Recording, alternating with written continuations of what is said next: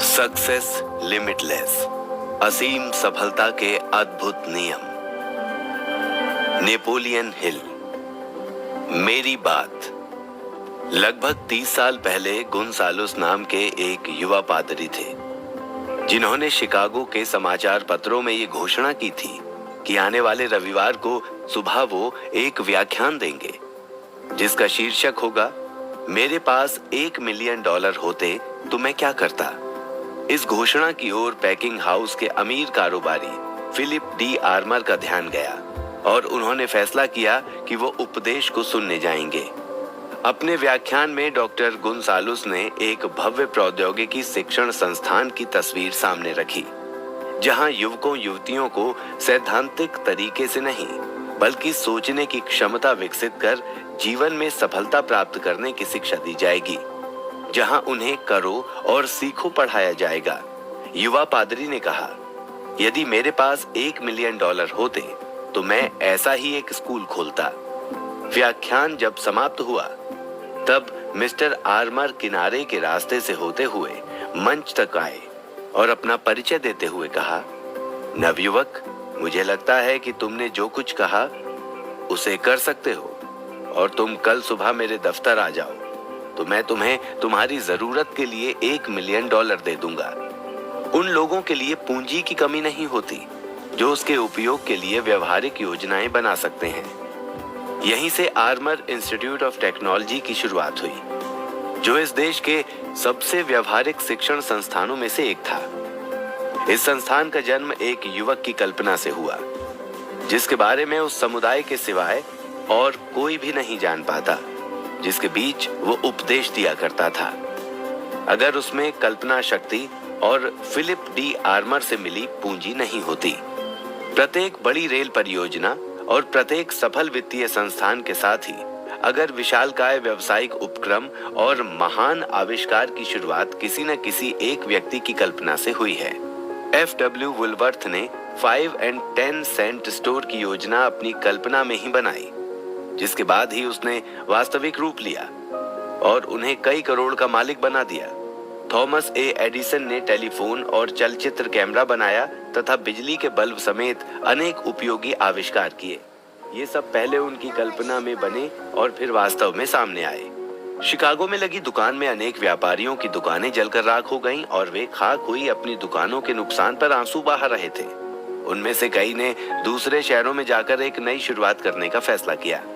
उन्हीं में से एक मार्शल फील्ड भी थे, जिन्होंने अपनी कल्पना में दुनिया के सबसे बड़े रिटेल स्टोर को देखा, वो भी उसी स्थान पर जहां कभी उनकी पुरानी दुकान हुआ करती थी, जो उस वक्त सुलगती लकड़ियों के राख से ज्यादा कुछ नहीं थी। उनका वो स्टोर हकीकत बन गया। ऐसे नौजवान या नवयुवतियां किस्मत वाले होते हैं जो अपने जीवन की शुरुआत में ही कल्पना शक्ति का उपयोग करना सीख लेते हैं, वो भी इस युग में जहां अवसरों की कमी नहीं है। कल्पना दिमाग का वो क्षेत्र है जिसे बनाया, संवारा और उपयोग से विस्तार दिया जा सकता है। अगर ये सच नहीं होता तो सफलता के 15 नियमों का ये कोर्स कभी तैयार ही नहीं हो पाता, क्योंकि इसकी अवधारणा सबसे पहले लेखक की कल्पना में बनी, जब विचार का एक छोटा सा बीज दिवंगत एंड्रयू कार्नेगी के संयोग से कही गई एक बात से पड़ गया था। आप जहां कहीं भी हों, कोई भी क्यों ना हो, किसी भी पेशे को अपनाकर चाहे कुछ भी क्यों न बन गए हों, आपके पास अपनी उपयोगिता को बढ़ाने की गुंजाइश होती है और अपनी कल्पना को विकसित करने के साथ ही उसका उपयोग कर आप और अधिक योगदान दे सकते हैं। इस दुनिया में सफलता हमेशा ही व्यक्तिगत प्रयास से मिलती है। फिर भी आपको लगता है कि दूसरों के सहयोग के बिना आप सफल हो सकते हैं, तो आप मात्र अपने आप को धोखे में रख रहे हैं। व्यक्तिगत प्रयास से सफलता वहीं तक मिलती है जहां तक कोई स्त्री या पुरुष मन में यह निश्चय करता या करती है कि उसे क्या चाहिए। इसके लिए कल्पना का उपयोग करना पड़ता है। इसके बाद कुशलता और चतुराई से दूसरों को सहयोग करने के लिए राजी करने पर ही सफलता मिलती है। इससे पहले कि आप दूसरों का सहयोग निश्चित करें, नहीं, इससे पहले कि आपको दूसरों से सहयोग की उम्मीद करने का अधिकार मिले, आपको उनके साथ सहयोग करने की अपनी इच्छा प्रकट करनी ही होगी। इस कारण ही इस कोर्स के 8वें अध्याय मिलने वाले पैसे से अधिक करने की आदत पर आपको गंभीरता और समझदारी से ध्यान देना होगा। ये नियम जो इस अध्याय का आधार है, वो अपने आप में ही उन सभी को सफलता सुनिश्चित कर देता है जो इसका प्रयोग अपने हर काम में करते हैं। इस परिचय में आगे हम आपको एक व्यक्तिगत विश्लेषण चार्ट के बारे में बताएंगे, जिसमें 10 जाने माने लोगों का विश्लेषण आपके अध्ययन और तुलना के लिए किया गया है। इस चार्ट को ध्यान से सुनिएगा और खतरे के बिंदुओं को नोट कीजिएगा, जो उन लोगों की विफलता को बताते हैं जो इन संकेतों पर ध्यान नहीं देते। जिन 10 लोगों का विश्लेषण किया गया है, उनमें से 8 सफल हुए, जबकि 2 को विफल माना जा सकता है। उन कारणों का अध्ययन ध्यान से करें जिनके चलते ये 2 लोग विफल हो गए। फिर अपना अध्ययन करें। उस उद्देश्य से जो 2 कॉलम खाली छोड़ दिए गए हैं, उनमें इस कोर्स की शुरुआत करते हुए आप अपने आप को सफलता के 15 नियमों में से प्रत्येक पर रेटिंग दीजिए। इस कोर्स के समापन पर अपने आप को फिर से अंक दीजिए और उस सुधार पर गौर कीजिए जो आप में आया है। सफलता के नियम के इस कोर्स का उद्देश्य आपको इस योग्य बनाना है कि आप अपने चुने हुए कार्य क्षेत्र में और अधिक क्षमतावान बने। इसके लिए आपका विश्लेषण और आपकी सारी खूबियों का वर्गीकरण किया जाएगा, जिससे कि आप उन्हें व्यवस्थित कर सकें और यथासंभव उनका सबसे अच्छी तरह उपयोग कर सकें। संभव है कि आप जो काम अभी कर रहे हैं वो आपको पसंद ना आए। उस काम को छोड़ने के 2 तरीके हैं। एक रास्ता यह है कि आप जो कर रहे हैं उसमें अधिक दिलचस्पी ना लें और बस उतना ही करें जिससे काम चल जाए। जल्दी ही आप उससे बाहर हो जाएंगे, क्योंकि आपकी सेवा की जरूरत ही नहीं रह जाएगी। दूसरा और बेहतर रास्ता यह है कि अभी आप जो कर रहे हैं उसमें अपने आप को इतना उपयोगी और कुशल बना लें कि आपकी ओर उन लोगों का ध्यान सकारात्मक रूप से जाए जिनके पास आपको और अधिक जिम्मेदारी वाला काम देने की क्षमता हो और आपकी भी पसंद का है। अब ये तय करना आपका विशेषाधिकार है कि आप किस रास्ते पर चलेंगे। एक बार फिर आपको इस कोर्स के 9वें अध्याय के माध्यम को याद दिलाया जा रहा है, जिसकी मदद से आप अपने आप को आगे बढ़ाने वाले बेहतर रास्ते को अपना सकते हैं। हजारों लोग कैलुमेट कॉपर माइन के ऊपर से गुजर गए, लेकिन उन्हें उसका पता नहीं चल सका। मात्र एक व्यक्ति ने ही अपनी कल्पना शक्ति का उपयोग किया, जमीन को कुछ फीट तक खोदा, उसकी पड़ताल की और इस धरती पर तांबे के सबसे बड़े भंडार का पता लगा लिया। कभी न कभी आप और हर एक व्यक्ति आपके कैलुमेट माइन के ऊपर से गुजरेगा। खोज करने के लिए जांच और कल्पना का उपयोग करना पड़ता है। सफलता के 15 नियमों का ये कोर्स आपको आपके कैलुमेट तक ले जा सकता है, और जब आपको ये पता चलेगा कि आप जो काम कर रहे हैं उसमें समृद्ध भंडार के ठीक ऊपर खड़े हैं, तो आप आश्चर्यचकित रह जाएंगे। रसेल कॉनवेल ने एंकर्स ऑफ डायमंड पर अपने व्याख्यान में हमें बताया कि हमें अवसर की तलाश में दूर जाने की जरूरत नहीं है। हम जहां खड़े हैं वहीं अवसर मिल जाएगा। ये एक ऐसी सच्चाई है जिसे याद रखना फायदे का सौदा है। Napoleon Hill. मास्टरमाइंड। आप ये कर सकते हैं यदि आपको विश्वास है कि आप कर सकते हो। ये सफलता के लिए जरूरी बुनियादी बातों पर एक पाठ्यक्रम है। सफलता व्यापक रूप से खुद को निरंतर परिवर्तित होने वाले जीवन के आवेशों में सामंजस्य और ठहराव की भावना के साथ अनुकूलित करने का विषय है। साहचर्य उन बलों को समझने की प्रक्रिया पर आधारित होता है जो किसी के पर्यावरण की संगठक होती हैं। इसलिए ये कोर्स वास्तव में एक ब्लूप्रिंट है जिसका सीधा अनुसरण करके सफलता पाई जा सकती है, क्योंकि ये विद्यार्थी को जीवन के इन परिवेशी बलों में से अधिकांश को समझने, व्याख्या करने और निर्मित करने में सहायता करता है। सफलता के नियम पुस्तक के अध्यायों को सुनना शुरू करने से पहले आपको इस कोर्स के इतिहास के बारे में कुछ चीजें जाननी चाहिए। आपको इसकी सीमाओं के साथ साथ इसकी संभावनाओं को भी जानना चाहिए, जो कि विश्व में अपना एक स्थान बनाने के लिए आपके संघर्ष में सहायक होंगी। ये पाठ्यक्रम गंभीर मानसिकता वाले व्यक्ति के लिए निर्मित किया गया है, जो कि अपने समय का कम से कम एक भाग जीवन में सफलता हासिल करने के लिए समर्पित करता है। लेखक का लक्ष्य दोहरी प्रकृति का रहा है, जिसके तहत पहले छात्र को उसकी कमजोरियों को खोजने में सहायता प्रदान करना और दूसरे उन कमजोरियों को पार करने के लिए एक निश्चित योजना बनाने में सहायता करना है। पृथ्वी के सर्वाधिक सफल पुरुषों और महिलाओं को भी सफल होने से पहले अपने व्यक्तित्व में कुछ सुनिश्चित कमजोरियों को दूर करना पड़ा था। इन कमजोरियों में सर्वाधिक असाधारण कमजोरियां हैं। सहनशीलता, लोभ, लालच, ईर्ष्या, संदेह, प्रतिशोध, अहंकार, दंभ, उन जगहों से फसल काटने की प्रवृत्ति जहां वे बोई गई थी, और कमाने से ज्यादा खर्च करने की आदत। ये कमजोरियां सफलता और आपके बीच दीवार बनकर खड़ी रहती हैं। ये सभी कमजोरियां मानव जाति की सामान्य शत्रु हैं। इस पाठ्यक्रम की शुरुआत में ही आपको जान लेना चाहिए कि ये कोर्स एक लंबी प्रयोगात्मक अवस्था से होकर गुजरा है। सफलता के नियम नामक इस पाठ्यक्रम का परीक्षण और पुष्टिकरण इस पीढ़ी के कुछ सर्वाधिक व्यवहारिक मस्तिष्कों द्वारा किया गया है। सफलता के नियम का पहला प्रयोग एक व्याख्यान के रूप में किया गया था, जो कि इसके लेखक द्वारा 7 वर्षों से अधिक की अवधि में संयुक्त राज्य अमेरिका के प्रत्येक शहर और अधिकांश छोटे कस्बों में दिया गया था। इस तरीके से लेखक ने सटीक रूप से सीखा कि ये कोर्स लोगों के ऊपर क्या प्रभाव रखता है। इस अध्ययन और विश्लेषण के परिणाम स्वरूप कई संशोधन भी इसमें किए गए। सफलता के नियम दर्शन की पहली बड़ी सफलता तब प्राप्त हुई जब लेखक ने इस पाठ्यक्रम के आधार पर 3000 पुरुषों और महिलाओं की एक सेल्स आर्मी को प्रशिक्षित किया था। वे लोग उत्पादों की बिक्री के मामले में कोई पिछला अनुभव नहीं रखते थे। इस प्रशिक्षण के द्वारा इन लोगों ने 6 महीने की छोटी सी अवधि में ही अपने लिए $10 लाख कमाए और लेखक को उसकी सेवाओं के लिए $30,000 का भुगतान किया था। केंटन, ओहियो, डेली न्यूज के पूर्व प्रकाशक डॉन आर मेलेट ने सफलता के नियम कोर्स पर अपना ध्यान दिया और लेखक के साथ एक पार्टनरशिप की। वे केंटन डेली न्यूज से इस्तीफा देने की शुरुआत कर रहे थे और लेखक के व्यापार प्रबंधन की जिम्मेदारी लेना चाहते थे, किंतु 16 जुलाई 1926 को उनकी हत्या कर दी गई थी। अपनी मृत्यु से पहले मिस्टर मेलेट ने जज एल्बर्ट एच गैरी, जो कि यूनाइटेड स्टेट्स स्टील कॉर्पोरेशन के बोर्ड अध्यक्ष थे, के साथ मिलकर स्टील कॉर्पोरेशन के प्रत्येक कर्मचारी के लिए इस पाठ्यक्रम को प्रस्तुत करने की व्यवस्था की थी, जिसकी कुल लागत लगभग $1.5 लाख थी। ये योजना जज गैरी की मृत्यु के कारण अमल में नहीं आ पाई, लेकिन इससे ये साबित हो गया कि सफलता के नियम के लेखक ने एक टिकाऊ प्रकृति की शैक्षणिक योजना निर्मित की थी। ये पूरा परिचय पाठ्यक्रम के अन्य 15 अध्यायों के लिए एक पृष्ठभूमि के रूप में ही दिया गया है।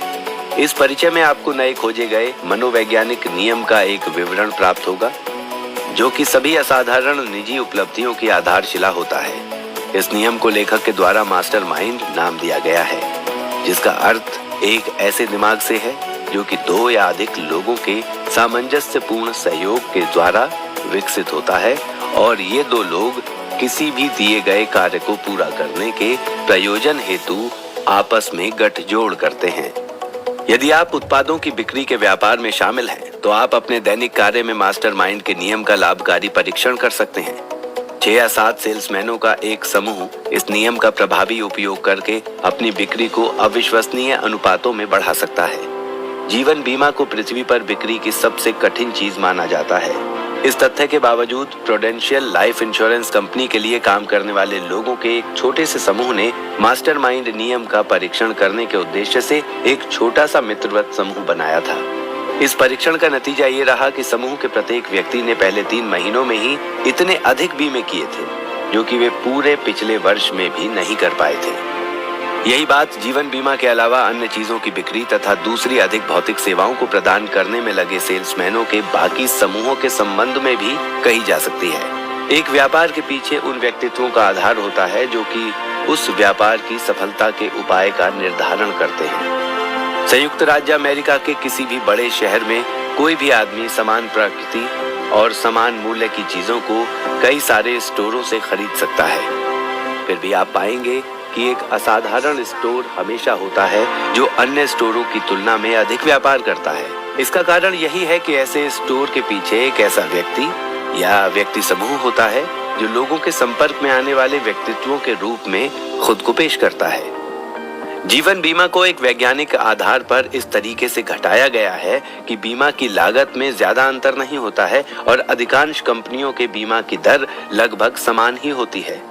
फिर भी सैकड़ों बीमा कंपनियां बहुत कम व्यापार कर पाती हैं, जबकि संयुक्त राज्य अमेरिका की कुछ गिनी चुनी कंपनियां बीमा के व्यापार का अधिकांश भाग हासिल कर लेती हैं। क्यों? प्रत्येक 100 में से 99 लोग जो जीवन बीमा पॉलिसी खरीदते हैं ये नहीं जानते कि उनकी पॉलिसियों में क्या है। वे वास्तव में जो खरीदते हैं वो किसी पुरुष या महिला का आकर्षक व्यक्तित्व खरीदते हैं, जो कि इस प्रकार के व्यक्तित्व को करने का महत्व जानती है। जीवन में आपका कार्य, व्यापार या कम से कम इसका सर्वाधिक महत्वपूर्ण भाग सफलता हासिल करता है। सफलता के 15 नियमों पर आधारित इस कोर्स में सफलता का अर्थ है किसी दूसरे व्यक्ति के अधिकारों का उल्लंघन किए बिना अपने सुनिश्चित मुख्य लक्ष्य को हासिल करना। जीवन में आपका प्रमुख लक्ष्य कुछ भी हो, आप इसे बहुत ही कम कठिनाइयों के साथ हासिल कर लेंगे। यदि आपने ये सीख लिया है कि एक आकर्षक और सुखद व्यक्तित्व का संवर्धन कैसे करना है और दूसरों से ईर्ष्या या संघर्ष किए बिना खुद का दूसरों के साथ गठजोड़ करने की उत्कृष्ट कला कैसे सीखनी है। जीवन की सबसे बड़ी समस्याओं में से एक है दूसरों के साथ सामंजस्यपूर्ण बातचीत की कला को सीखना। ये कोर्स लोगों को ये सिखाने के प्रयोजन से निर्मित किया गया है कि वे सामंजस्य और ठहराव के साथ अपना रास्ता कैसे बनाएं, ताकि वे असहमति और संघर्ष के उन घातक प्रभावों से दूर रह सकें जो कि प्रतिवर्ष लाखों लोगों को दरिद्रता, असंतोष और सफलता के गर्त में धकेल देते हैं। आप अपने जीवन में असाधारण सफलता को शक्ति के बिना नहीं प्राप्त कर सकते और पर्याप्त व्यक्तित्व के बिना आप कभी शक्ति नहीं हासिल कर सकते। एक पर्याप्त व्यक्तित्व के द्वारा ही आप दूसरे लोगों को एक सामंजस्यपूर्ण भाव के साथ खुद का सहयोग करने के लिए प्रभावी कर सकते हैं। ये कोर्स चरणबद्ध रूप से दर्शाता है कि इस प्रकार के व्यक्तित्व का विकास कैसे किया जा सकता है। आगे अध्यायवार उन चीजों के बारे में बताया गया है जिन्हें आप सफलता के 15 नियमों से प्राप्त करने की आशा करते हैं। एक सुनिश्चित मुख्य लक्ष्य। ये अध्याय आपको सिखाएगा कि आप लक्ष्यहीनता से कैसे दूर रहें और अपने दिमाग व दिल को एक सोचे समझे एवं सुनिश्चित लक्ष्य पर कैसे केंद्रित और स्थिर करें। आत्मविश्वास। यह अध्याय आपको उन 6 बुनियादी डरों से निपटने की विशेषज्ञता प्रदान करेगा जो कि प्रत्येक व्यक्ति को अभिशापित करते हैं। इनमें शामिल हैं गरीबी का डर, खराब स्वास्थ्य का डर, वृद्धावस्था का डर, आलोचना का डर, किसी का प्यार खोने का डर और मृत्यु का डर। यह अध्याय आपको सिखाएगा कि अहंकार और वास्तविक आत्मविश्वास, जो कि सुनिश्चित और प्रयोज्य ज्ञान पर आधारित होता है, के बीच क्या अंतर होता है। बचत की आदत। यह अध्याय आपको दर्शाएगा कि आप अपनी आय को व्यवस्थित रूप से इस प्रकार वितरित करें ताकि आपकी आय का एक सुनिश्चित प्रतिशत धीरे धीरे संचित होता रहे और इस प्रकार आपकी निजी शक्ति के सर्वाधिक ज्ञात स्रोतों में से एक का निर्माण हो सके। ज्ञान की बचत किए बिना कोई भी अपने जीवन में सफल नहीं हो सकता है। इस नियम का कोई अपवाद नहीं है और कोई भी इससे बचकर नहीं निकल सकता है। 4. पहल और नेतृत्व। यह अध्याय आपको बताएगा कि अपने उद्यम के चयनित क्षेत्र में आप एक अनुयायी या अनुसरणकर्ता की बजाय एक नेता कैसे बने। यह आपके भीतर नेतृत्व की सहज प्रवृत्ति विकसित करेगा। कल्पना शक्ति। यह अध्याय आपके मन को प्रेरित करेगा ताकि आप नए विचारों को उत्पन्न कर सकें और ऐसी नई योजनाओं का विकास कर सकें जो कि आपके सुनिश्चित मुख्य लक्ष्य को प्राप्त करने में सहायक हो। ये पाठ आपको पुराने पत्थरों से नए घर बनाने का तरीका सिखाएगा और आप इसके द्वारा पुराने विचारों से ही नए विचारों का निर्माण करना तथा उनका नया उपयोग करना सीखेंगे। 6. उत्साह। इस अध्याय के द्वारा आपको एक क्षमता प्राप्त होगी कि आपके भीतर जो भी है उसे आप अपने संपर्क में आने वाले सभी लोगों में भर सकेंगे और अपने हितों एवं विचारों से उन्हें उत्प्रेरित करने में सफल होंगे। उत्साह एक सुखद व्यक्तित्व की आधारशिला होता है और आपके पास एक ऐसा व्यक्तित्व अवश्य होना चाहिए जो दूसरे लोगों को आपके साथ सहयोग करने के लिए प्रेरित कर सके। 7. आत्मनियंत्रण। ये एक संतुलन चक्र है जिसके द्वारा आप अपने उत्साह को नियंत्रित कर सकते हैं। यह अध्याय आपको एक व्यवहारिक तरीके से ये सिखाएगा कि आप अपने भाग्य के स्वामी और अपनी आत्मा के कप्तान कैसे बने। 8. पारिश्रमिक से ज्यादा कार्य करने की आदत। यह अध्याय आपको बताएगा कि बढ़ते हुए प्रतिलाभ के नियम का फायदा कैसे उठाएं। कोई भी व्यक्ति जीवन के किसी भी क्षेत्र में एक वास्तविक नेता तभी बन सकता है जब वो अपने नियत पारिश्रमिक से अधिक कार्य करने और बेहतर कार्य करने की आदत को अपनाए। 9. सुखद व्यक्तित्व। ये एक आधारशिला है जिस पर आप अपने प्रयासों की लाठी को टिका सकते हैं। यह आपको बाधाओं के पहाड़ों को बुद्धिमानी से हटाने की क्षमता प्रदान करता है। यह आपको सिखाएगा कि आप अपने व्यक्तित्व को कैसे रूपांतरित करें ताकि आप खुद को किसी भी परिवेश या किसी भी अन्य दूसरे व्यक्तित्व के साथ अनुकूलित कर सकें। 10. सटीक चिंतन। ये संपूर्ण वहनीय सफलता की महत्वपूर्ण आधारशिलाओं में से एक है। यह अध्याय आपको सिखाता है कि तथ्यों को गौण सूचना से किस प्रकार अलग करें। इस अध्याय से आप सीखेंगे कि ज्ञात तथ्यों को 2 वर्गों महत्वपूर्ण और गैर महत्वपूर्ण में कैसे संगठित किया जा सकता है। यह अध्याय आपको बताएगा कि तथ्यों के सही प्रयोग के आधार पर सुनिश्चित कार्य योजना का निर्माण कैसे किया जाए।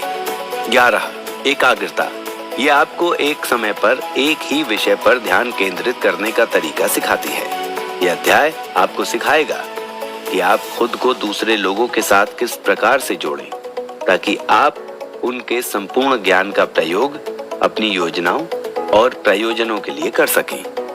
12. सहयोग।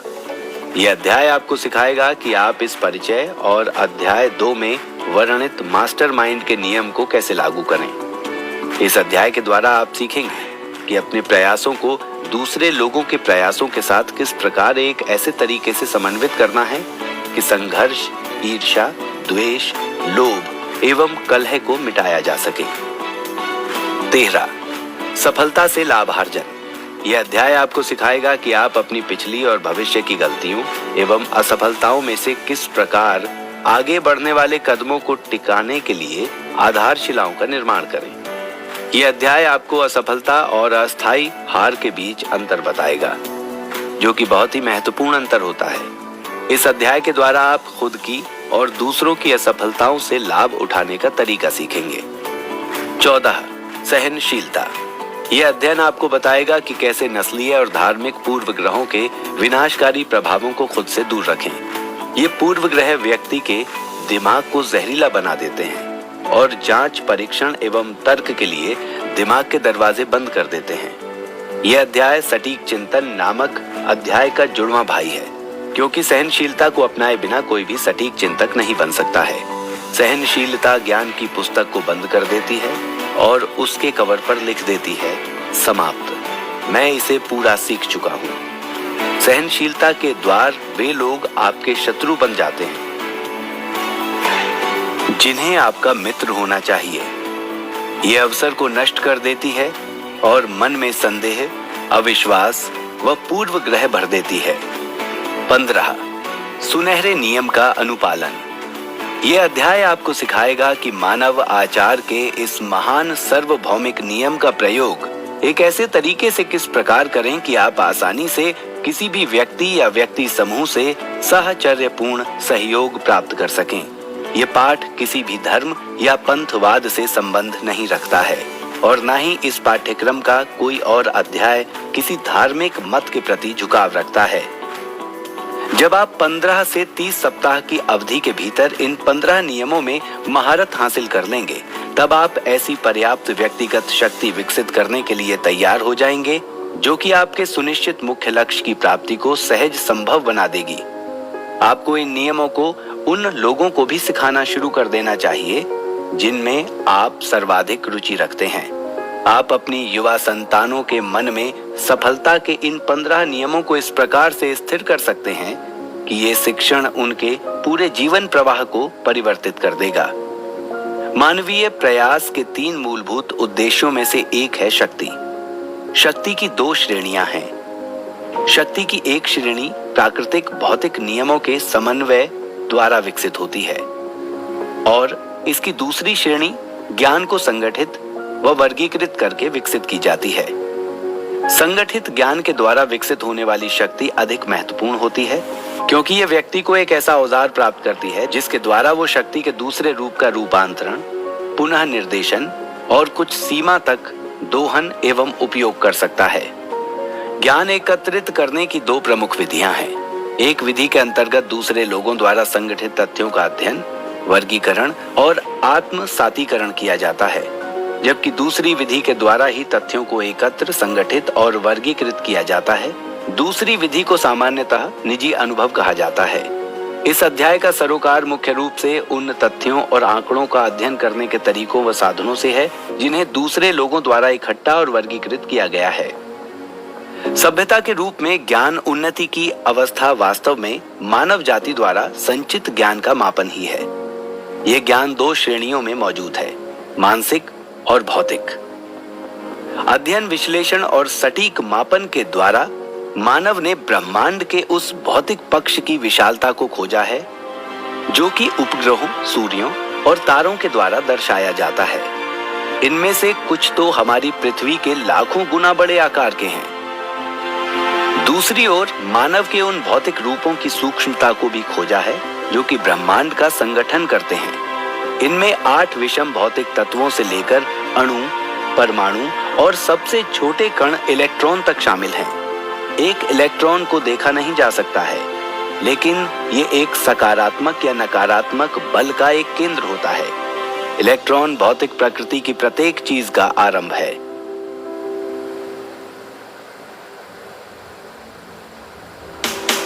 अणु, परमाणु और इलेक्ट्रॉन। ज्ञान को एकत्रित, संगठित और वर्गीकृत करने की प्रक्रिया को समझने के लिए हमें भौतिक पदार्थ के सबसे छोटे और सबसे सरल कणों के साथ शुरुआत करनी होगी, क्योंकि ये ही प्राथमिक अक्षर हैं जिनके साथ प्रकृति ने ब्रह्मांड के भौतिक हिस्से का संपूर्ण कार्य ढांचा निर्मित किया है। अणुओं में परमाणु निहित होते हैं, जो कि छोटे अदृश्य पदार्थ कणों के रूप में प्रकाश की गति के साथ ठीक उसी तरह निरंतर घूमते रहते हैं जिस तरह पृथ्वी सूर्य के चारों ओर घूमती है। परमाणु के रूप में ज्ञात ये छोटे पदार्थ कण एक अणु के भीतर सतत परिपथ में परिक्रमा करते हैं। परमाणु इलेक्ट्रॉनों से बने होते हैं। इलेक्ट्रॉन आकार और प्रकृति के एक रूप होते हैं। इसलिए रेत के एक कण या पानी की एक बूंद में वही सिद्धांत दोहराया जाता है जो कि संपूर्ण ब्रह्मांड के संचालन का आधार है। कितना शानदार और आश्चर्यजनक होगा जब आप अगली बार खाना खाते समय यह ध्यान करेंगे कि आपके द्वारा खाई जाने वाली हर चीज, खाने की प्लेट, खाने की मेज इत्यादि सभी अंतिम विश्लेषण में इलेक्ट्रॉनों का एक संग्रह मात्र है। हमें आकाश में दिखाई देने वाले सबसे बड़े तारे से लेकर पृथ्वी पर पाए जाने वाले रेत के सबसे छोटे कण तक सभी चीजें उन अणुओं, परमाणुओं और इलेक्ट्रॉनों का एक संगठित संग्रह है जो कि एक कल्पनीय गति के साथ एक दूसरे के चारों ओर चक्कर काट रहे हैं। भौतिक पदार्थ का प्रत्येक कण अति उग्र गति की एक निरंतर अवस्था में रहता है। फिर भी प्रत्येक भौतिक पदार्थ खुली आंखों से हमें गतिहीन दिखाई देता है। भौतिक जगत में ठोस भौतिक पदार्थ जैसा कुछ भी नहीं है। स्टील का एक कठोरतम टुकड़ा भी परिक्रमाशील अणुओं, परमाणुओं और इलेक्ट्रॉनों का एक संगठित पिंड मात्र है। फिर भी स्टील के एक टुकड़े में इलेक्ट्रॉनों की प्रकृति समान होती है और वे उसी गति के साथ संचरण करते हैं जिस पर वे सोने, चांदी, पीतल या जस्ता के टुकड़े के भीतर संचरण करते हैं। भौतिक पदार्थ के 80 विषम रूप एक दूसरे से भिन्न दिखाई देते हैं और उनमें भिन्नता होती है, किंतु इस छोटे से विरोधाभास से घबराना नहीं है। याद रखें कि सफलता की पतंग सामान्यतः हवा के विपरीत ही ऊपर उड़ती है। भौतिक पदार्थ परमाणुओं के अलग अलग संयोजनों से बने होते हैं। हालांकि इन परमाणुओं में इलेक्ट्रॉन हमेशा समान होते हैं और कुछ इलेक्ट्रॉन पॉजिटिव और कुछ नेगेटिव होते हैं। इसका अर्थ यह है कि कुछ इलेक्ट्रॉनों में विद्युतीकरण का एक धनात्मक आवेश होता है, जबकि कुछ में ऋणात्मक आवेश होता है। रसायन विज्ञान के माध्यम से पदार्थ को परमाणुओं में विखंडित किया जा सकता है। 80 विषम तत्वों को परमाणुओं की स्थितियों के परिवर्तन व संयोजन के द्वारा निर्मित किया जाता है। आधुनिक विज्ञान के अर्थों में परमाणुओं की अवस्था के इस परिवर्तन की रासायनिक क्रिया को गढ़ाई के रूप में देखा जा सकता है। 4 इलेक्ट्रॉनों, 2 पॉजिटिव और 2 नेगेटिव को हाइड्रोजन परमाणु के साथ जोड़ने पर आपको लिथियम तत्व प्राप्त होगा। लिथियम परमाणु 3 पॉजिटिव और 3 नेगेटिव इलेक्ट्रॉनों से निर्मित में से एक पॉजिटिव और एक नेगेटिव इलेक्ट्रॉन निकालने पर आपको हीलियम का एक परमाणु 2 पॉजिटिव और 2 नेगेटिव इलेक्ट्रॉनों से निर्मित हासिल होता है। इस प्रकार ये देखा जा सकता है कि ब्रह्मांड के 80 विषम भौतिक तत्व एक दूसरे से केवल इलेक्ट्रॉनों की संख्या के कारण भिन्न हैं। इन इलेक्ट्रॉनों के संगठन से बने परमाणुओं की संख्या और व्यवस्थापन प्रत्येक तत्व के अणुओं में भिन्न होती है। एक उदाहरण के रूप में पारे के एक परमाणु में 8 पॉजिटिव इलेक्ट्रॉन नाभिक में होते हैं और 8 नेगेटिव इलेक्ट्रॉन बाहरी परिक्रमा में रहते हैं। यदि एक रसायन शास्त्री इसके 2 पॉजिटिव इलेक्ट्रॉनों को बाहर निकाल देता है तो उसे प्लेटिनम के रूप में एक दूसरी धातु तुरंत प्राप्त हो जाती है। यदि इसके बाद वो रसायन शास्त्री इसके एक नेगेटिव परिक्रमाशील इलेक्ट्रॉन को ले लेता है तो पारे का परमाणु अपने 2 पॉजिटिव इलेक्ट्रॉनों तथा एक नेगेटिव इलेक्ट्रॉन को खो देता है और अब केवल एक पॉजिटिव आवेश रह जाता है।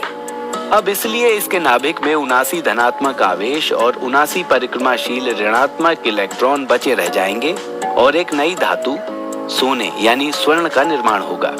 प्रत्येक रसायन शास्त्री जानता है कि हजारों कृत्रिम पदार्थ केवल 4 प्रकार के परमाणुओं का संगठन करके बनाए जा सकते हैं। ये 4 प्रकार हैं हाइड्रोजन, ऑक्सीजन, नाइट्रोजन और कार्बन। परमाणुओं में इलेक्ट्रॉनों की संख्या का अंतर उन्हें गुणात्मक यानी रासायनिक विभेद प्रदान करता है। फिर भी किसी एक तत्व में सभी परमाणु रासायनिक रूप से समान ही होते हैं। इन परमाणुओं की संख्या और विशेष व्यवस्थापन का अंतर पदार्थों या यौगिक में भौतिक व रासायनिक दोनों प्रकार के भेद पैदा करता है। एक दूसरे से बिल्कुल भिन्नता रखने वाले पदार्थ समान प्रकार के अणुओं के संयोजन के द्वारा निर्मित होते हैं, किंतु इनमें परमाणुओं का अनुपात अलग अलग होता है। किसी एक पदार्थ के एक अणु में से एकमात्र परमाणु को लेने पर वो पदार्थ जीवन के एक आवश्यक यौगिक से एक घातक विष में बदला जा सकता है।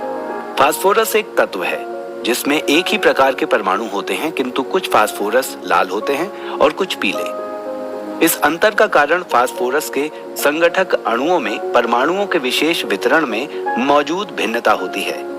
परमाणु प्रकृति का निर्माण खंड है जिसके द्वारा वो एक ओक वृक्ष खड़ा करती है, पत्थर की एक चट्टान निर्मित करती है, एक चूहे या एक हाथी को सजीव आकार देती है। कुछ चिंतकों का तर्क ये है कि जिस पृथ्वी पर हम रहते हैं उसका निर्माण 2 परमाणुओं के साथ शुरू हुआ था, जिन्होंने एक दूसरे के साथ खुद को जोड़ लिया था और अंतरिक्ष के माध्यम से लाखों करोड़ों वर्षों की यात्रा करते हुए उन्होंने दूसरे परमाणुओं को चरणबद्ध रूप से अपने साथ जोड़ना और संचित करना जारी रखा, जिसके परिणाम स्वरूप पृथ्वी निर्मित हुई थी। इसी कारण से पृथ्वी पर कोयला संस्तरों, लौह भंडारों, सोने व चांदी की खानों और तांबा निष्पेक्षों के रूप में प्रकृति के पदार्थों की अलग अलग परतें पाई जाती हैं। इनका तर्क है कि पृथ्वी जैसे जैसे अंतरिक्ष में चक्कर काटती रही, वो विभिन्न प्रकार की निहारिकाओं या परमाणुओं के समूहों के संपर्क में आती रही, जो कि चुंबकीय आकर्षण के नियम द्वारा संभव हुआ था। ये देखा गया है कि सभी पदार्थ संपदन या गति की एक स्थिर अवस्था में हैं। अणु तेजी से गतिशील परमाणुओं से बने होते हैं और परमाणु भी तेजी से गति करने वाले इलेक्ट्रॉनों से निर्मित होते हैं। पदार्थ का स्पंदनकारी द्रव्य। प्रत्येक पदार्थ कण में एक अदृश्य द्रव्य या बल होता है जो कि परमाणुओं को एक अलग कल्पनीय चाल पर एक दूसरे की गोल परिक्रमा करते रहने के लिए उत्प्रेरित करता है। ये द्रव्य ऊर्जा का एक रूप होता है जिसका विश्लेषण अभी तक नहीं हुआ है। कुछ वैज्ञानिक इसे विद्युत जैसी कोई ऊर्जा मानते हैं तो कुछ अन्य इसे स्पंदन कहते हैं। कुछ जांचकर्ताओं का विश्वास है कि जिस चाल से ये बल या ऊर्जा गति करती है वो एक बड़ी सीमा तक ब्रह्मांड की भौतिक चीजों के दिखाई देने वाली बाहरी परिदृश्य की प्रकृति को निर्धारित करती है। इस द्रव्य ऊर्जा के स्पंदन की एक दर ध्वनि के रूप में जानी जाती है। मानव के कान केवल उस ध्वनि को सुन सकते हैं जो कि 32,000 से लेकर 38,000 स्पंदन प्रति सेकंड के द्वारा उत्पन्न होती है। जैसे ही स्पंदनों की दर इससे ऊपर बढ़ती है, जिसे हम ध्वनि कहते हैं, तो ये ऊष्मा के रूप में बदलना शुरू हो जाते हैं। ऊष्मा लगभग 15,000 स्पंदन प्रति सेकंड के साथ आरंभ होती है। इससे ऊंचे स्तर पर स्पंदन प्रकाश का रूप ले लेते हैं। 30 लाख स्पंदन प्रति सेकंड के द्वारा बैंगनी प्रकाश निर्मित होता है। इस संख्या से ऊपर के स्पंदन पराबैंगनी किरणें, जिन्हें नंगी आंखों से नहीं देखा जा सकता, और अन्य अदृश्य विकिरण उत्पन्न करते हैं।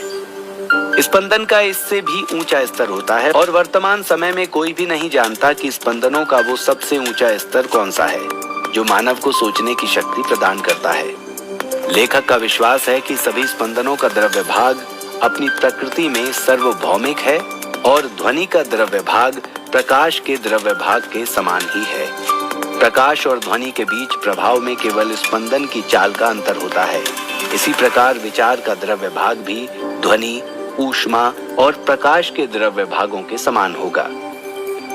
जैसे कि भौतिक पदार्थ के सभी रूप इलेक्ट्रॉन से संगठित होते हैं, उसी प्रकार द्रव्य ऊर्जा का रूप सभी पदार्थों को तीव्र गति की एक स्थिर अवस्था में बनाए रखता है।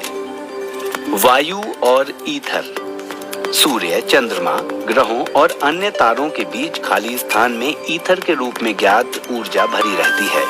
ये लेखक का विश्वास है कि ये द्रव्य ऊर्जा सभी पदार्थ कणों को गतिशील बनाए रखती है और पूरे ब्रह्मांड में ये द्रव्य समस्त खाली स्थान को भरे रहता है। पृथ्वी की सतह से लगभग 50 मील के भीतर वायु मौजूद रहती है, जो कि ऑक्सीजन और नाइट्रोजन का एक गैसीय पदार्थ मिश्रण है। वायु ध्वनि स्पंदनों की सुचालक होती है, किंतु ये प्रकाश और उच्चतर स्पंदनों, जो कि ईथर द्वारा परिवहित होते हैं, की चालक नहीं होती है। ईथर ध्वनि से लेकर विचार तक सभी स्पंदनों का एक चालक है। वायु एक स्थानीय पदार्थ है जो कि सभी जंतुओं और पादप जीवन को ऑक्सीजन एवं नाइट्रोजन के माध्यम से पोषण ज्ञात विधियों के बिना ही सीधे सीधे दिमाग से दिमाग तक भेजा जा सकेगा। संक्षेप में ये परिकल्पना कि दिमाग सीधे ही दिमाग के साथ संचार कर सकता है, इस सिद्धांत पर टिकी हुई है कि विचार विद्युतीय तरंगों का एक रूप है और इन्हें ईथर के माध्यम से प्रवाहित और पारेषित किया जा सकता है। ऐसी कई समरूपताएं हैं जो ये बताती हैं कि विचार एक विद्युतीय अवरोध की प्रकृति के होते हैं। मस्तिष्क के समान पदार्थ से निर्मित होने वाली एक स्नायु विद्युतीय धारा का एक उत्कृष्ट चालक होती है। जब हम एक मृत व्यक्ति की स्नायु से होकर एक विद्युत धारा को प्रवाहित करते हैं तो हम ये देखकर विस्मित हो जाते हैं कि वो व्यक्ति उठकर बैठ जाता है और गति करने लगता है। विद्युतीकरण स्नायु जीवित मनुष्य की भांति मृत व्यक्ति की मांसपेशियों में भी संकुचन पैदा करते हैं। स्नायु मांसपेशियों पर उसी प्रकार से काम करती हैं जिस प्रकार विद्युत धारा एक विद्युत चुंबक पर कार्य करती है। हमें विश्वास है कि ईथर अनिवार्य रूप से मौजूद रहता है, क्योंकि इसके बिना विद्युत धारा एक निर्वात से होकर या सूर्य प्रकाश अंतरिक्ष से होकर नहीं गुजर सकता है। ये विश्वास करना तार्किक होगा कि समान गुणों वाली एक तरंग गति विचार और जीवनदायी बल की परिघटना को पैदा कर सकती है। ये मान सकते हैं कि मस्तिष्क की कोशिकाएं एक बैटरी के रूप में कार्य करती हैं और उससे उत्पन्न होने वाला करंट नाड़ियों में प्रवाहित होता है।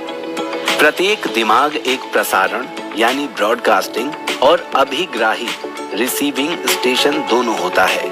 प्रत्येक मानव मस्तिष्क विचार आवृत्ति के स्पंदनों के लिए एक प्रसारण केंद्र और एक अभिग्राही केंद्र दोनों के रूप में कार्य करता है। थॉमस पेन अमेरिकी क्रांति के समय के महान मस्तिष्कों में से एक थे। उन्हें क्रांति की शुरुआत और उसको उसके सुखद अंत का श्रेय दिया जाता है। ये उनका इच्छाशील दिमाग ही था जिसने स्वतंत्रता की उद्घोषणा की रूपरेखा बनाने में सहायता की और उस दस्तावेज के हस्ताक्षरकर्ताओं को इसका अनुसरण करते हुए स्वतंत्रता की वास्तविकता में बदलने के मास्टरमाइंड। अब हम अगले चरण में प्रवेश करते हैं, जहां हम उन तरीकों और साधनों का वर्णन करेंगे जिनके द्वारा कोई व्यक्ति दो या अधिक दिमागों के सहचर्यपूर्ण गठजोड़ के द्वारा उपयोगी जानकारी को एकत्रित, वर्गीकृत और संग्रहित करके एक मास्टरमाइंड का विकास कर सकता है। मास्टरमाइंड शब्द अमूर्त है और ज्ञात तथ्यों के क्षेत्र में इसका कोई प्रतिपक्ष नहीं है। लेखक ने मानव मस्तिष्क विषय पर उपलब्ध सभी पाठ्य पुस्तकों और निबंधों का अध्ययन किया, किंतु यहाँ वर्णित मास्टरमाइंड सिद्धांत से मिलता जुलता कोई भी संदर्भ उसे प्राप्त नहीं हुआ। ये शब्द लेखक के दिमाग में पहली बार तब आया था जब उसने एंड्रू कार्नेगी का साक्षात्कार लिया था, मस्तिष्क का रसायन शास्त्र। लेखक का विश्वास है कि दिमाग उसी ब्रह्मांडीय द्रव्य ऊर्जा से निर्मित होता है जो ब्रह्मांड को भरने वाली ईथर की संगठक होती है। कुछ दिमाग स्वाभाविक रूप से एक दूसरे के प्रति इतने अनुकूलित होते हैं कि संपर्क का अपरिहार्य परिणाम पहली बार देखने पर ही प्रेम के रूप में सामने आता है। दूसरे मामलों में दिमाग इतने विरोधाभासी होते हैं कि पहली बार में ही आपसी नापसंद झलक जाती है और हिंसा तक में बदल जाती है। ये परिणाम एक शब्द बोले बिना ही सामने आ जाते हैं और प्रेम व घृणा के लिए कोई भी सामान्य कारण एक उद्दीपक के रूप में कार्य करता हुआ दिखाई नहीं देता है। जब दो दिमाग एक दूसरे के पर्याप्त निकट आते हैं तो एक संपर्क का निर्माण होता है। इस दिमागी सामान, आप इन्हें ईथर के इलेक्ट्रॉन कह सकते हैं, कि इकाइयों का मिश्रण एक रासायनिक अभिक्रिया चालू करता है और ऐसे स्पंदनों को आरंभ करता है जो दो लोगों को सुखद या असुखद रूप से प्रभावित करते हैं। ये स्वीकार करने पर कि दो दिमागों के निकट संपर्क में आने पर उनमें से प्रत्येक दिमाग में एक सुनिश्चित प्रभाव या मनोदशा पैदा होती है जो कि संपर्क में आने से पहले की मनोदशा से पूर्णतः भिन्न होती है। एक मास्टरमाइंड का निर्माण दो या अधिक दिमागों को एक पूर्ण सामंजस्य की भावना के साथ मिश्रित करने या एक दूसरे के साथ लाने पर होता है। दिमाग का एक सामंजस्यपूर्ण मिश्रण एक तीसरे दिमाग को निर्मित करता है जो कि किसी एक या सभी व्यक्तिगत दिमागों द्वारा प्रयुक्त किया जा सकता है। ये मास्टरमाइंड तब तक उपलब्ध बना रहेगा जब तक व्यक्तिगत दिमागों के बीच एक मित्रवत और सहचर्यपूर्ण गठबंधन बना रहेगा। संपूर्ण सभ्य संसार जानता है कि शादी के बाद पहले 2-3 वर्षों में छोटी मोटी असहमति बनी रहती है। ये सामंजस्य बिठाने के वर्ष होते हैं। यदि इन वर्षों के दौरान शादी का संबंध बचा रह जाता है तो ये एक स्थायी गठजोड़ बनने की अधिकतम संभावना रखता है। ये एक जाना पहचाना तथ्य है कि 10 से 15 वर्ष तक साथ साथ रहने वाले एक पुरुष और स्त्री एक दूसरे के लिए व्यवहारिक रूप से अपरित्याज्य बन जाते हैं, भले ही उनके बीच प्यार जैसी मानसिक अवस्था का कोई प्रमाण न मिले। मानव प्रकृति का कोई भी योग्य विश्लेषक पति से परिचय करने के बाद अजनबी लोगों की भीड़ में जाकर आसानी से उसकी पत्नी को खोज सकता है। लंबे समय तक शादी के संबंध में बंधे रहने वाले लोगों की आंखों की भावाभिव्यक्ति, चेहरे की स्पर्श रेखाएं और बोलने का लहजा एक चिन्हित सीमा तक पहचानने योग्य हो जाता है।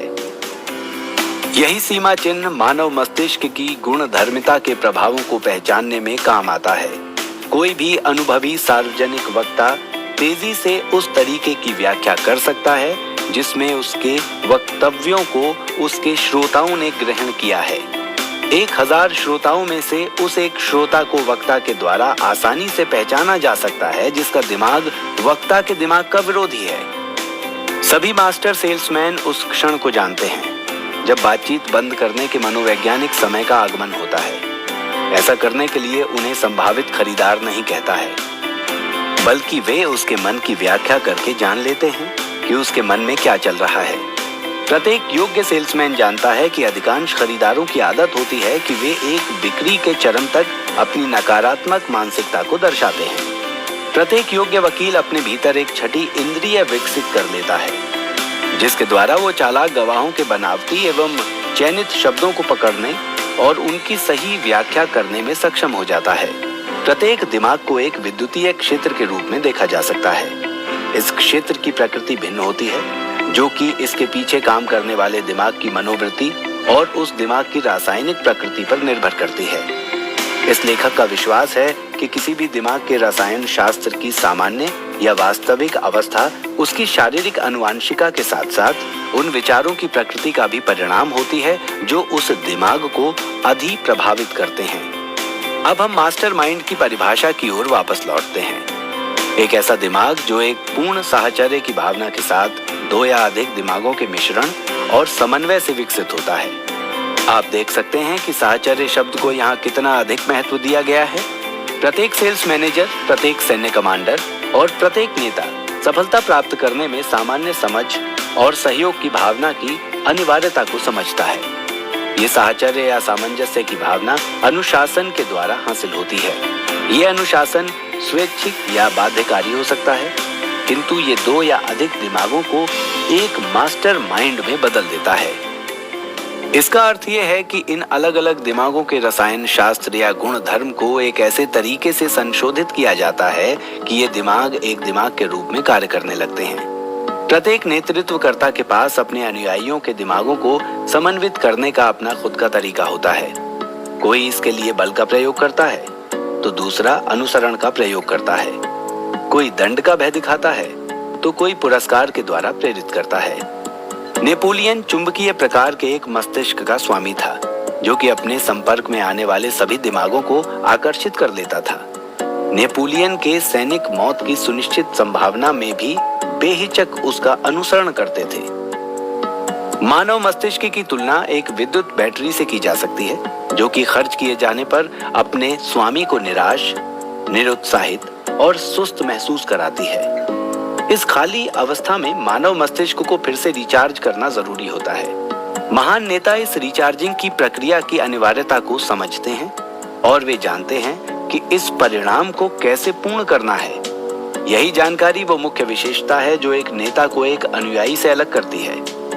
यौन संपर्क उन सर्वाधिक प्रभावकारी उद्दीपकों में से एक है जिनके द्वारा एक दिमाग को रिचार्ज किया जा सकता है, बशर्ते ये संपर्क ऐसे स्त्री और पुरुष के बीच बुद्धिमत्तापूर्ण ढंग से किया गया हो जो कि एक दूसरे के प्रति वास्तविक लगाव रखते हैं। अन्य किसी प्रकार का यौन संबंध दिमाग को शक्तिहीन बना देता है। कोई भी योग्य मनोचिकित्सक कुछ ही मिनटों में एक दिमाग को रिचार्ज कर सकता है। जीवन के प्रत्येक क्षेत्र में लगभग सभी महान नेता ऐसे लोगों में से उभरे हैं जो कि अत्यधिक यौन प्रकृति के थे। सेक्स शब्द एक अशिष्ट शब्द नहीं है। आप इसे सभी शब्दकोशों में पाएंगे। सभी बीमारियों की शुरुआत उस समय होती है जब एक दिमाग रिक्त या अशक्त अवस्था में होता है। ये एक ज्ञात तथ्य है कि जिस व्यक्ति का दिमाग पूर्ण रूप से ओज युक्त होता है वो सभी प्रकार की बीमारियों से प्रतिरोधक क्षमता हासिल कर लेता है। दिमागों के सहचर्यपूर्ण मिश्रण सिद्धांत के द्वारा पूर्ण स्वास्थ्य का आनंद लिया जा सकता है। इसी सिद्धांत की सहायता से हम प्रत्येक व्यक्ति पर निरंतर दबाव डालने वाले आर्थिक दबाव की समस्या को हल करने की पर्याप्त शक्तियों का विकास कर सकते हैं। दिमाग का रसायन शास्त्र और आर्थिक शक्ति वो बल है जिसके द्वारा व्यक्ति किसी भी उपक्रम में सफलता हासिल कर सकता है। असीमित मात्रा में शक्ति का उपभोग किसी भी व्यक्ति, समूह या पुरुष और स्त्री के द्वारा किया जा सकता है यदि उसके पास पूर्ण सामंजस्य की भावना के साथ अपने दिमागों को मिश्रित करके अपने खुद के व्यक्तित्वों और निजी हितों को विलय करने का विवेक हो। पूर्ण सामंजस्य नाम के इस तत्व के बिना एक मास्टर माइंड का विकास नहीं किया जा सकता है। अब हम कुछ विख्यात लोगों का अध्ययन करेंगे जिन्होंने दिमाग के इस रसायन शास्त्र का अनुप्रयोग करके महान उपलब्धियां हासिल की हैं। हम 3 लोगों से शुरुआत करते हैं जिन्होंने अपने अपने आर्थिक, व्यापारिक और पेशेवर उद्यम के क्षेत्र में महान उपलब्धियां प्राप्त की हैं। उनके नाम हैं हेनरी फोर्ड, थॉमस ए एडिसन और हार्वे एस फायरस्टोन। इन तीनों में से आर्थिक और वित्तीय शक्ति के संदर्भ में सबसे अधिक शक्तिशाली हेनरी फोर्ड है। मिस्टर फोर्ड इस धरती पर रहने वाले वर्तमान लोगों में सबसे अधिक शक्तिशाली हैं। कई लोगों ने हेनरी फोर्ड का अध्ययन किया और उन लोगों का ये विश्वास है कि वे धरती पर अब तक पैदा होने वाले सबसे शक्तिशाली व्यक्ति हैं। मिस्टर फोर्ड उतनी ही आसानी से अरबों डॉलर इकट्ठा कर सकते हैं जितनी आसानी से एक बच्चा समुद्र तट पर खेलते समय अपनी टोकरी में रेत इकट्ठा कर लेता है। जरूरत पड़ने पर फोर्ड के आह्वान पर ही अरबों डॉलर इकट्ठे हो जाते हैं और एक सप्ताह के भीतर प्रयोग के लिए उपलब्ध हो जाते हैं। जो उन्हें अच्छी तरह से जानते हैं उनका मानना है कि वे ये काम केवल इतने प्रयास से ही कर सकते हैं जितना प्रयास कोई साधारण व्यक्ति अपने घर का 1 महीने का किराया चुकाने के लिए धन इकट्ठा करने में करता है। जब मिस्टर फोर्ड की नई कार सन 1927 में पूर्ण होने की प्रक्रिया में थी तब ये कहा गया कि उन्होंने नकद भुगतान के साथ 3,75,000 कारों के अग्रिम ऑर्डर प्राप्त कर लिए थे। लगभग $600 की कीमत वाली इन कारों के इन अग्रिम भुगतानों से उन्हें कुल 22 करोड़ 50 लाख डॉलर प्राप्त हुए थे, जबकि उन्होंने एक कार की भी डिलीवरी नहीं दी थी। फोर्ड की क्षमता में विश्वास की इसी प्रकार की शक्ति मौजूद थी। मिस्टर एडिसन एक दार्शनिक, वैज्ञानिक और खोजकर्ता थे। वे प्रकृति की बाइबल के सबसे उत्साहित छात्र थे, न कि मानव निर्मित असंख्य बाइबलों के। मिस्टर एडिसन प्रकृति की बाइबल में इतने अंतर्दृष्टि रखते थे कि उन्होंने प्रकृति के नियमों को धरती पर रह रहे किसी अन्य व्यक्ति की तुलना में मानव जाति के लिए सबसे अधिक अनुप्रयोज्य और समायोजित किया था। उन्होंने एक सुई की नोक और एक घूमने वाले लाख के टुकड़े को इस प्रकार से मिलाया कि इंसानी आवाज के स्पंदन को रिकॉर्ड किया जा सके और आधुनिक बोलने वाली मशीन के माध्यम से पुनः उत्पन्न किया जा सके। एडिसन ने ही संभवतः मानव को बोले हुए शब्द को रिकॉर्ड करने और पुनः उत्पन्न करने की क्षमता प्रदान की थी। वे एडिसन ही थे जिन्होंने पहली बार प्रकाश का दोहन किया और मानव के प्रयोग के लिए बिजली के प्रकाश बल्ब की सहायता से प्रकाश का उपयोग संभव बनाया। वे एडिसन ही थे जिन्होंने विश्व को आधुनिक सचल चित्र प्रदान किया। मिस्टर फायरस्टोन ओहियो स्थित एक्रोन में फायरस्टोन टायर उद्योग के पीछे की गतिशील भावना है। उनकी औद्योगिक उपलब्धियां इतनी सुविख्यात हैं कि जहां कहीं भी वाहनों का प्रयोग किया जाता है वहां उन्हें देखा जा सकता है और इसके बारे में कोई विशेष टिप्पणी करना आवश्यक नहीं जान पड़ता है। इन तीनों व्यक्तियों ने अपने करियर, व्यापार और व्यावसायिक जीवन की शुरुआत बिना पूंजी के की थी और उनकी आरंभिक शिक्षा भी औसत से बहुत निचले दर्जे की थी। वे तीनों व्यक्ति अब सुशिक्षित हैं, तीनों ही संपन्न हैं, तीनों ही शक्तिशाली हैं। अब हम उनकी संपदा और शक्ति के स्रोत की जांच पड़ताल करते हैं। ये सामान्य जानकारी का विषय है कि मिस्टर फोर्ड, मिस्टर एडिसन एवं मिस्टर फायरस्टोन घनिष्ठ मित्र हैं और उनकी मित्रता कई वर्षों से चली आ रही है। पिछले कई वर्षों के दौरान वे तीनों आराम, ध्यान और स्वास्थ्य लाभ के लिए वर्ष में एक बार एकांतवास के लिए जाते रहे हैं। किंतु ये सामान्य जानकारी का विषय नहीं है और न ही शायद इन तीनों लोगों को खुद ही इस बात की जानकारी होगी कि इन तीनों व्यक्तियों के बीच साहचर्य का एक बंधन है जिसने उनके दिमागों को मिश्रित करके एक मास्टरमाइंड में बदल दिया है। ये मास्टरमाइंड ही इनमें से प्रत्येक की शक्ति का वास्तविक स्रोत है।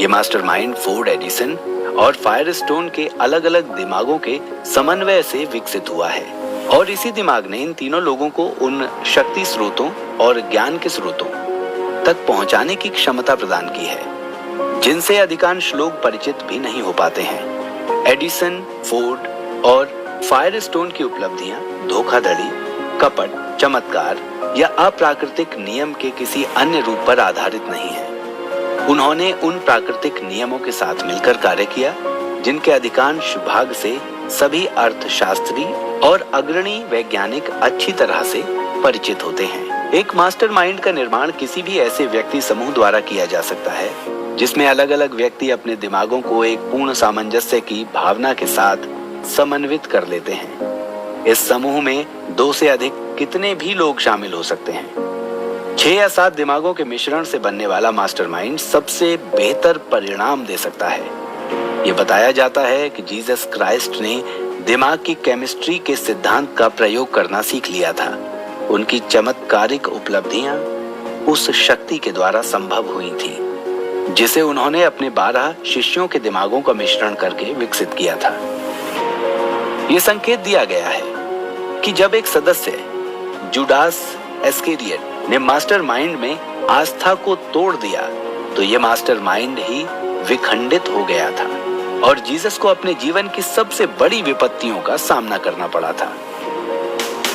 जब 2 या अधिक लोग अपने दिमागों को समायोजित करते हैं और मास्टरमाइंड के रूप में ज्ञात प्रभाव पैदा करते हैं तो समूह में प्रत्येक व्यक्ति के पास ये शक्ति आ जाती है कि वो समूह के अन्य सभी सदस्यों के अवचेतन मनों के माध्यम से ज्ञान एकत्रित कर सके और उन सदस्यों के मनों से संपर्क कर सके। ये शक्ति दिमाग को स्पंदन की एक तीव्रता दर पर उद्दीपित करती है।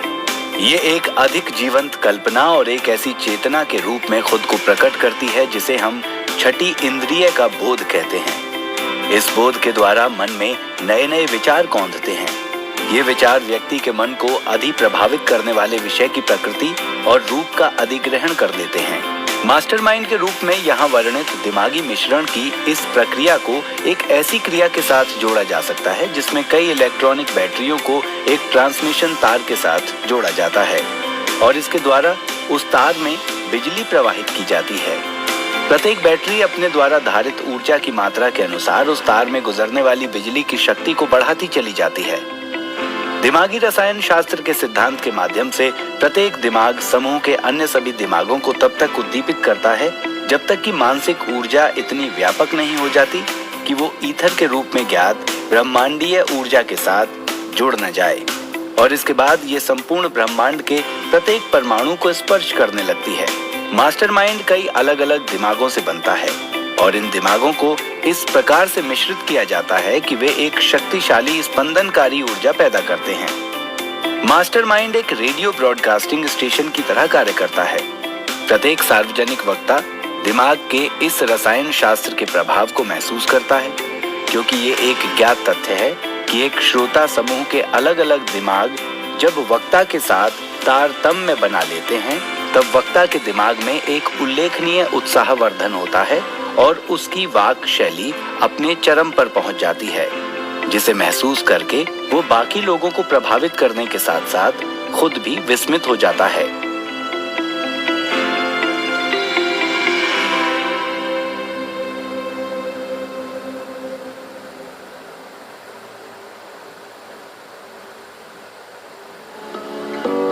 एक आधुनिक समूह के सदस्यों द्वारा ग्रहण किए गए संदेश संभवतः दो स्रोतों में से एक या दोनों स्रोतों से आते हैं, जो इस प्रकार हैं।